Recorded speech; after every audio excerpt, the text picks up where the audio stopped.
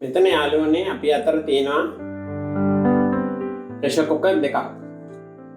මේ බත්තු යන්න පුළුවන් වැඩි ක්වොන්ටිටි එකකට පාවිච්චි කරන්න පුළුවන් ප්‍රෙෂර් කුකර් එක මේක. ඒකේ උපකරණ මේ විදියට ඒකේ අර උඩින් ගහන බෑල් එක වහන උපකරණය මේක.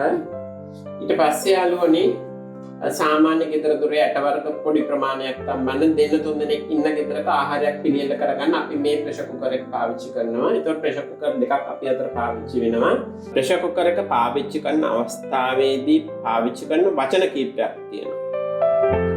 පළවෙනි එක විසල් එක, ගෑස් කට් එක, සේෆ්ටි වැල්. සේෆ්ටි වැල් කියන්නේ යාළුවනේ මෙන්න මෙතන තියෙන වැල් එක. මේ තියෙන වැල් එක තමයි සේෆ්ටි වැල් කියලා කියන්නේ. ඒක සේෆ්ටි වැල්. මෙතනින් තමයි විසල් එක යන්නේ. විසල් එක යන්නේ එතනින්. මේක තමයි ගෑස් කට් කියලා හඳුන්වන්නේ. එතකොට ඔන්න ඔය වචන ටික අපි ඔළුවේ තියාගෙනයි ප්‍රෙෂර් කුකර් එක සාමාන්‍යයෙන් අපි පාවිච්චි කරන්නේ ගෙදර.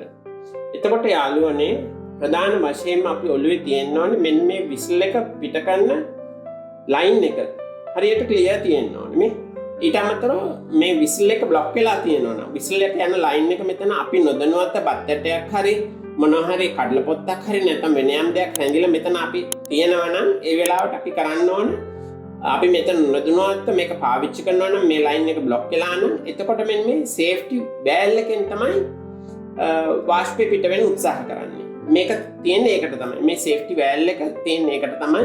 ඒකට මේක හඳුන්වන්නේ සේෆ්ටි වැල් එක කියලා. මේ සේෆ්ටි වැල් එක විවෘත වෙනවා. ඔටෝමැටිකලි මේ සේෆ්ටි වැල් එක විවෘත වෙලා එතනින් ප්‍රෙෂර් එක පිට වෙන්න උත්සාහ කරනවා. එතකොට මේක බොග් ගාලා ගැලවිලා ඉවතට ගිහිල්ලා තමයි එතනින් ප්‍රෙෂර් එක පිට වෙන්නේ. මේක බොග් ගාලා ගැලවිලා යනවා ඈතට ලොකු ශබ්දයක් එක්ක. එතනින් තමයි ප්‍රෙෂර් එක පිට වෙන්න උත්සාහ කරන්නේ. ඒ නිසා යාළුවනේ මේක පාවිච්චි කරන්න කලින් හැම දිනම හොඳට මතක තියාගන්න ඕන මෙන්න මේ ලයින් එක ක්ලියර්ද කියලා බලන්න ඕන. එතකොට මෙතන අපි මේ ආරක්ෂා සහිතයි එතනින් තමයි විසල් එක පිට වෙන්නේ. ඒක තමයි මම වැඩි වෙලාවක් කාලය අරගෙන ඔබ යාළුවන්ට හඳුන්වලා දෙන විස්තරය. මේක සේෆ්ටි වැල්. මෙතන යම් කෙනෙක් සේෆ්ටි වැල් එක පාවිච්චි කරන අවස්ථාවේදී මේක පිච්චුණා හරි මේක ඩැමේජ් වුණා හරි මොනවා හරි එකක් වුණත් සමහර අය මෙතන කරන්නේ බෝල්ට් ඇණයක් දාලා තද කරනවා. ඒවා කරන්න උත්සාහ කරන්න එපා. සේෆ්ටි වැල් එක වෙළඳපළේ ඕන තරම් ගන්න තියෙනවා. ඒ නිසා මේක පිච්චුණායි කියලා ඇති වරදක් නැහැ. යම් විදියකින් ප්‍රෙෂර් කුකර් එක ඇතුළට දාන කෑම ද්‍රව්‍යත් එක්ක වතුර ප්‍රමාණය අපි නොදැනුවත් හිඳිලා ගියොත් වතුර ප්‍රමාණය වාෂ්ප වෙලා හිඳිලා ගියොත් වතුර ප්‍රමාණයක් මේකේ ඇත්තේ නැත්නම් මේක ඇතුලේ කැම තියෙනවා නම් ප්‍රෙෂර් කුකර් එක පාවිච්චි වෙනවා නම් ගෑස් එක දීලා තියෙනවා නම් එතකොට යාළුවනේ අනිවාර්යයෙන්ම මේකේ වතුර මොකුත් නැත්නම් මෙන්න මේ සේෆ්ටි වැල් එක ඩැමේජ් වෙනවාම තමයි. මේ සේෆ්ටි වැල් එක ඔටෝමැටිකලි ඩැමේජ් වෙනවා. ඇතුලේ තියෙන වතුර හිඳුනායින් පස්සේ අසාමාන්‍ය ප්‍රෙෂර් එකක් ඇතුලේ ඇති වෙනවා. ඒ අසාමාන්‍ය ප්‍රෙෂර් එක පිට කරන්න මේ සේෆ්ටි වැල් එක මෙතනින් ඩැමේජ් වෙනවා. ඔටෝමැටිකලි ඒක සිද්ධ වෙන දෙයක්. ඒක සිද්ධ වුණායින් පස්සේ ප්‍රෙෂර් එක එතනින් යනවා. මොකද ඒ ඇතිවන ප්‍රෙෂර් එක අසාමාන්‍ය ප්‍රෙෂර් එකක්. ඒ ඇතිවන ප්‍රෙෂර් එක අසාමාන්‍ය ප්‍රෙෂර් එකක්. මේක ඇතුලේ වතුර හිඳුනායින් පස්සේ මුකුත් ජලය මුකුත් නැත්තම් අනිවාර්යෙන් මෙතන ඩැමේජ් වෙනවම තමයි. ඉතින් ඒ වගේ මේ මගේ අතින් පිච්චිලා අපේ ගෙදර පිච්චිච්ච නිසා මම මේක දැනුවත් කරන්න ඔබ යාළුවන්ට පෙන්නන්නේ මේ විදිහට. එතකොට යාළුවනේ ඊට පස්සේ අපි කතා කරමු ගෑස් කට් එක ගැන. ගෑස් කට් එක කියන්නේ මෙන්න ඕනම ගෑස් කට් එකක් මේ විදිහ බොහොම ෆ්ලෙක්සිබල් වෙන්න ඕනේ. මේ විදිහ බොහොම ෆ්ලෙක්සිබල් වෙන්න ඕනේ. මේක මේ විදිහ මේක ගෑස් කට් එක මේ විදිහ බොහොම ෆ්ලෙක්සිබල් වෙන්න ඕනේ. මේ ගෑස් කට් එක ෆ්ලෙක්සිබල් වෙන්නේ නැහැ. මේක පාවිච්චි කරලා එහෙම නැත්තම් නොදැනුවත් කමින් මේක පාවිච්චි කරලා ඉවර වෙලා මේ විදිහටම මෝඩියත් එක්ක මේක කවදාවත් පැත්තකින් තියන්නේ නැහැ. යාළුවනේ පැහැදිලිව මතක තියාගන්න ප්‍රෙෂර් එක ඉවත් කරලා ප්‍රෙෂර් කුකර් එකේ මෝඩිය අරපු ගමන්ම අපි කරන්න ඕන පළවෙනි ජොබ් එක තමයි මෙන්න මේක ගලවලා ගෙනහිලා වතුර එකකට දාන්න ඕන. LDA මේක පොඟවන්න ඕන. LDA පෙඟවුවොත් මේක වැඩි කලක් පාවිච්චි කරන්න පුළුවන්. මේ ගෑස් කට් ගන්න තියෙනවා කඩේ. නමුත් ඒ සාමාන්‍ය මිලක් වෙනවා. අපි මේව ආරක්ෂා කරගන්න ඕන නම් කරන්න ඕන ප්‍රධාන දේ මේ ගෑස් කට් එක ප්‍රෙෂර් කුකර් එක විවෘත කරපු ගමන්ම මේ ගෑස් කට් එක ගෙනහිල්ලා වතුර එකකට දාන්න ඕනේ. ඒක ඊළඟ ස්ටෙප් එක. ඒක හරියටම කරන්න ඕන දෙයක්. එහෙම නොවුනොත් මේ තද ඇලුමිනියම් භාජනයත් එක්ක මේක බොහොම නිවෙන්නේ නැහැ. මේක රස්නේ පිට වෙන්නේ නැහැ. රස්නේ නිවෙන්නේ නැහැ. ඒ නිසා මේකේ තියෙන දැඩි රස්නයත් එක්ක මේකේ දැඩි බව වැඩි වෙනවා. මේක දැඩි බව අඩු කරන්න අපි කරන්න ඕනේ මේක ටක් ගාලා ගෙනහිලා වතුර එකකට ඔබා තියන්න ඕනේ. එතකොට තමයි ඒක වැඩි කල් පවතිලා අපිට හරියට ආරක්ෂා සහිතව මේක වහන්න පුළුවන් වෙන්නේ මේ ගෑස් කට් එක.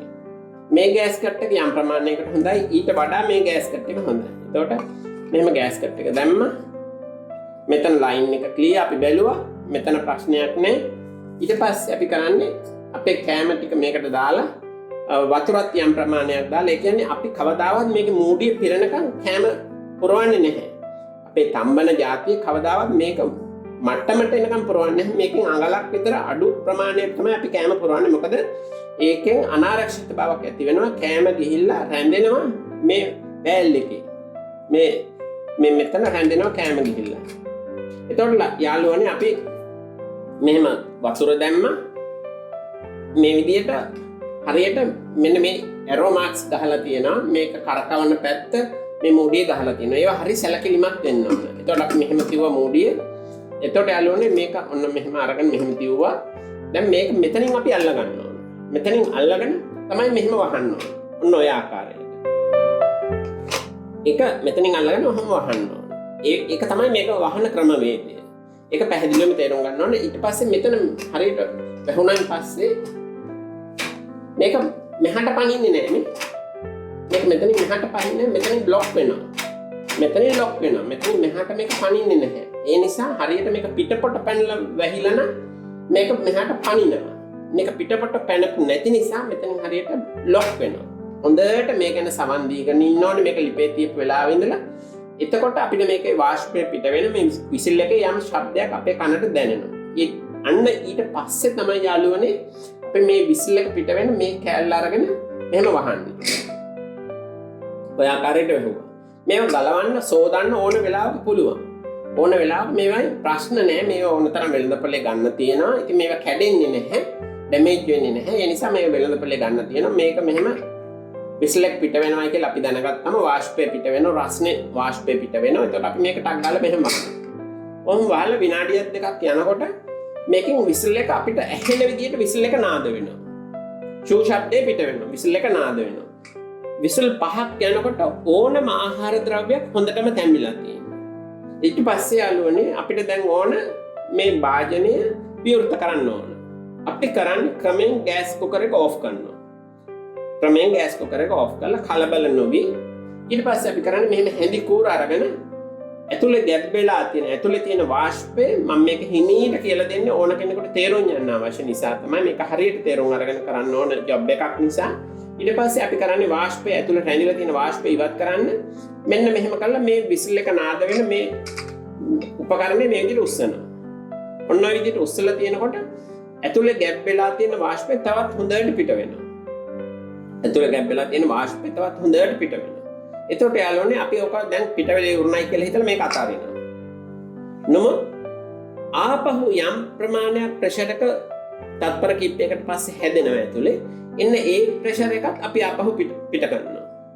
ওই විදිහට අවස්ථා 3ක් ගෑස් එක ඔෆ් කරන් පස්සේ ඇතුලේ තියෙන ප්‍රෙෂර් එක අපි පිට කරන්න ඕනේ. එතකන් මේක ඇතුලේ සෑහෙන ප්‍රෙෂර් එකක් ගැබ් වෙලා තියෙනවා. ඒ ප්‍රෙෂර් එක තියෙනකන් අපිට මේක අරින්න බෑ. ඒක ඇරියොත් අපිට ඩැමේජ් වෙනවා. නැත්නම් ඇතුලේ තියෙන කඩල ටික ගිහිල්ලා පියස්සේ වදිනවා. නැත්නම් මූඩිය ගිහිල්ලා පැත්තක වීසි වෙනවා. අන්න ඊට පස්සේ ප්‍රෙෂර් එක පිට කරන් පස්සේ මේක හරි රස්නේ වෙලාවට. මේක මේ ඒරියා එක හොඳට රස්නේ. අපි මේක බාල පැත්තකට අරගෙන මෙතෙන්ට මේ ආකාරයට යාළුවනේ රෙදි කැල්ලක් තියලා මෙතෙන් මේ ආකාරයට රෙදි කැල්ලක් තියලා මේක තද කරනවා. මේක තද කළා තමයි මේක විවෘත කරන්නේ. ඔන්නම විවෘත කරනවා. ඔය විදිහට තමයි මේක ආරක්ෂා සහිතව විවෘත කරන්නේ. ඊට පස්සේ අපි මේක ඇරියයි කියලා කිසි ගැටලුවක් වෙන්නේ නැහැ. ගැටලුවක් වෙන්නේ ඒ ගලවපු ඇරපු විවෘත කරපු ෂණයෙන් අපි මේක ගිහිල්ලා වතුර භාජනයකට දාන්න ඕන. ඕක තමයි යාළුවනේ මේක පාවිච්චි කරන ක්‍රමවේදය. මම බොහොම හිමීට තමයි කතා කරේ. හිමීට තමයි කියලා දුන්නේ. ඒ නිසා මේ දේ අපේ ගෘහණිය හරියට තේරුම් ගන්න ඕනේ. තේරුම් අරන් වැඩ කරොත් ආරක්ෂා සහිතයි. මුළු ගෙදරමත් ආරක්ෂා සහිතයි. කාටවත් ඩැමේජ් එකක් වෙන්නේ නැහැ. නමුත් ගෑස් කුකර් එක සමග ප්‍රෙෂර් කුකර් එකක් මේ වගේ ප්‍රෙෂර් කුකර් දෙකක් ගෙදරක පාවිච්චි වෙනවා නම් වෙන බඳුන් කිසිවක් කුස්සියට අවශ්‍ය නැහැ. අනිත් එක යාළුවනේ මේ වගේ යම් කාලයක් පාවිච්චි කරන්න පුළුවන් කාල සීමාවක් තියෙනවා.